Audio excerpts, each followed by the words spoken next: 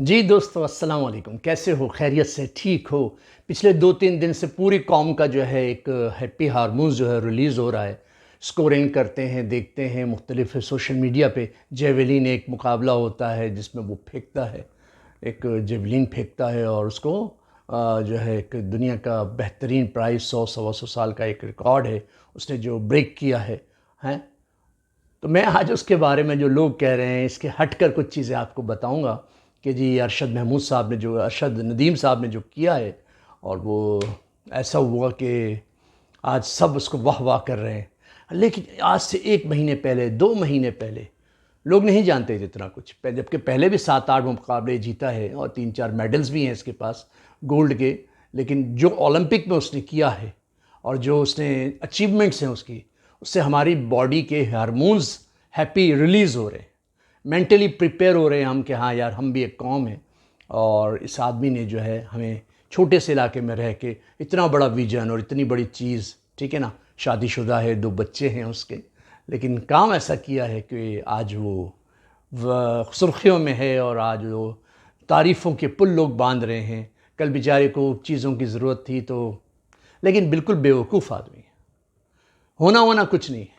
इससे पहले भी पाकिस्तान के पास गोल्ड मेडल बहुत सारे थे और बहुत सारे लोगों ने बॉक्सिंग में, स्नूकर के अंदर, क्रिकेट, अपना हॉकी के अंदर अचीवमेंट्स दिखाई हैं और काम किए हैं।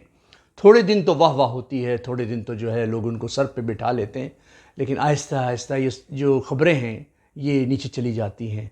वैसे ही बेचारा तो है मियाँ चुन्नू का छोटे से इलाके का रहने वाला है। अगर हम यहाँ लाहौर की तरफ सफ़र करें तो कराची से, तो रास्ते में आता है छोटा सा इलाका, लेकिन इसकी कामयाबी बहुत बड़ी है, लेकिन उसके लिए बहुत बड़ी है। लेकिन हमारी जो अब यहाँ पे हुकूमत है हमारी, जो स्पोर्ट्स को देखती है, उसके अंदर कोई इतना शऊर नहीं है ना। वो अपनी इस सक्सेस को मुल्क की सक्सेस करती है, हमारी पार्टी की सक्सेस कहती है।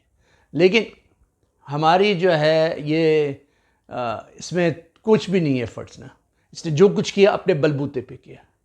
किसी गवर्नमेंट के लोगों ने पहले जो अचीवमेंट्स थी उस पर कोई उसको सराहा हो, कोई इसको एकेडमी ज्वाइन करवाई हो या एकेडमी खुलवाई हो या उसको कोई ऐसी चीज़ें दी हों। अब यह आ गया है, कल रात को कराया पाकिस्तान, तो अब देखें, अब इनके अशाइये भी होंगे, इनको बुलाया भी जाएगा।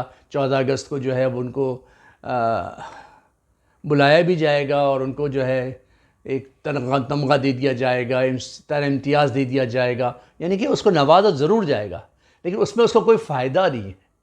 उसको कोई अच्छी जॉब नहीं है उसके पास, एक छोटी सी वापडा की जॉब है उसके पास। कोई अच्छी जॉब होती, कोई अचीवमेंट्स होते, कोई ऐलान होता, सिर्फ पैसों का ऐलान हो रहा है कि जी 1 करोड़ हम देंगे, 30 करोड़ 30 लाख हम देंगे, 50 लाख हम देंगे। अबे भाई, वो देंगे जब देंगे ना, किसी ने जाके देखा? इससे पहले लोगों ने जो ऐलान किए मिले? नहीं मिलते, सिर्फ ऐलान होता है। और जिसके लिए ऐलान होता है वो ऐसा नहीं है कि वो अपनी सारी चीज़ें छोड़ के उनके पीछे पैसों के भागे। और फिर दूसरी बात, सोने पे सुहागा, जो पैसे अनाउंसमेंट हुए हैं उस पर भी एफबीआर ने जो है टैक्सेस लगा दी। अब बेचारा गरीब आदमी था यार, 7-8 लाख की जेवलिन नहीं ले सक रहा था, उस पर आपने और टैक्स लगा दी क्योंकि आप टैक्स पेड नहीं थे। बट टैक्स पेड कहाँ से होगा? उसकी कोई इनकम ही नहीं थी। वो तो बेचारे, उसका अब्बा जो है मिस्त्री था है, और उसके भाई वगैरह छोटी मोटी काम करते हैं और पढ़ते हैं। उसके बाद इतना पैसा थोड़ी था कि वो टैक्स पे करता हो हर साल, है ना। उसके लिए तो कोई रिलीफ लेना चाहिए ना, ताकि उसका हौसला बुलंद हो कि हाँ, मैंने मुल्क के लिए किया। तो आपने, ठीक है, पहले जाते हुए क्योंकि उसकी पहचान नहीं थी आपने उसको सपोर्ट नहीं की, लेकिन आने के बाद तो कुछ रिलीफ देते ना उसको, कोई अच्छी जॉब देते उसको, ऐलान करते यार हमारी तरफ से ये जॉब है और ये आपकी जो है आपको मिलती है। दुनिया के अंदर जहाँ भी कोई इस तरह का काम करता है तो बहुत अच्छी अच्छी अचीवमेंट्स होती हैं, एक प्रॉपर मुस्तकिल, ठीक है ना, उसके लिए अनाउंसमेंट होते हैं, जॉब्स के होते हैं। फिर उसके अलावा उसके लिए जो है वो उसकी जो है एकेडमीज़ बना दी जाती है ताकि उस जैसे दूसरे लोग तैयार हों, ठीक है ना। लेकिन हमारे यहाँ ऐसा नहीं है, हमारे यहाँ तो टांगे खींची जाती हैं, बल्कि पूरा पूरा बंदा ही खींच लेते हैं। पूरा बंदा तो दूसरे उठा के ले जाते हैं, ठीक है ना। तो फिर हम कहते हैं कि यार हमारा बंदा था, आज साउथ से खेल रहा है, ताहिर जो है साउथ से खेल रहा है, फ़लाँ जो है अमेरिका से खेल रहा है, फ़लाँ जो है कनाडा के लिए परफॉर्म कर रहा है। ऐसे ही लोग, ऐसा ही टैलेंट चला जाता है, ठीक है ना। तो कहने का मकसद ये है कि ये हमारी यहाँ की रिवायात है और हम जो है स्क्रॉल कर रहे हैं कि नहीं नहीं यार बहुत ज़बरदस्त, ऐसा वैसा फ़लाँ फ़लाँ, ये तो हमसे मिल के गया था, ये तो हमारा जानने वाला था, फ़लाँ काम पड़ा था, ये हमारे पास आया था। लेकिन ऐसा कुछ नहीं है, सिर्फ नाते जोड़ने वाले, क्योंकि सक्सेस है ना, सक्सेस के पीछे नाते हैं। सक्सेस नहीं होती, कोई नहीं जानता उसको, उस छोटे इलाके को कोई नहीं जानता जिस छोटे इलाके को उसने प्रमोट किया, उस ज़बान को कोई नहीं जानता जिस ज़बान में उसने जो है सेरेमनी के अंदर बात की, बल्कि उसको लोग कहते हैं यार उसको तो इंग्लिश नहीं आती थी।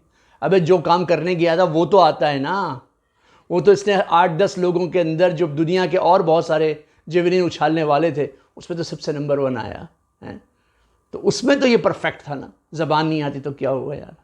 अब वो लोग कहते हैं कि नशा, अबे भाई दुनिया के अंदर डोप टेस्ट होते हैं मैच से पहले मैच के बाद भी, अगर होगा कोई इसने चीज़ ली होगी, स्टीरॉइड्स लिए होंगे तो सामने आ जाएगा, तुम्हें बात करने की ज़रूरत नहीं है।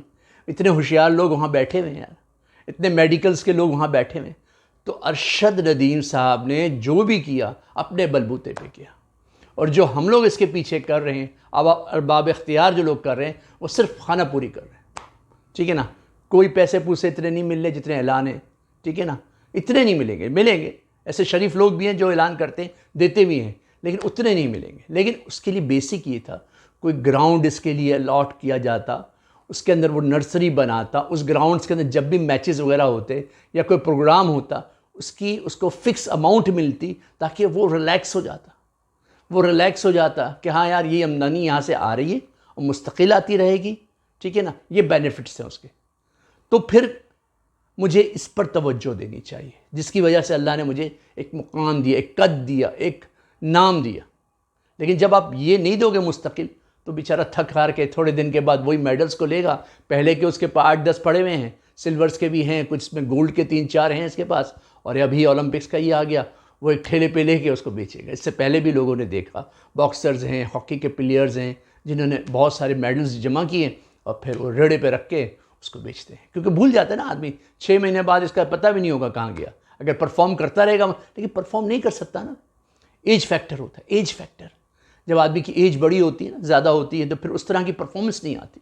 एक और एज होती है जिसमें वो परफॉर्म कर पाता है, जिसमें उसकी ताकत होती है, जिसमें उसके अंदर एनर्जी होती है, जिसके अंदर उसका विजन होता है ना। लेकिन आहिस्ता आहिस्ता आहिस्ता वो चीज़ें कमज़ोर हो जाती हैं, हेल्थ इश्यूज़ आते हैं और बहुत सारी ऐसी चीज़ें आती हैं जिससे वो उस तरह की परफॉर्मेंस नहीं दे सकता। तो भैया खुदा के वास्ते जो लोग ये देख रहे हैं ना, ज़रा सा इस नज़रिए से भी देखें, इस तरह का भी सोचें कि यार एक आदमी को सर पे उठाया जा रहा है, कल को उसको भूल दिया जाएगा।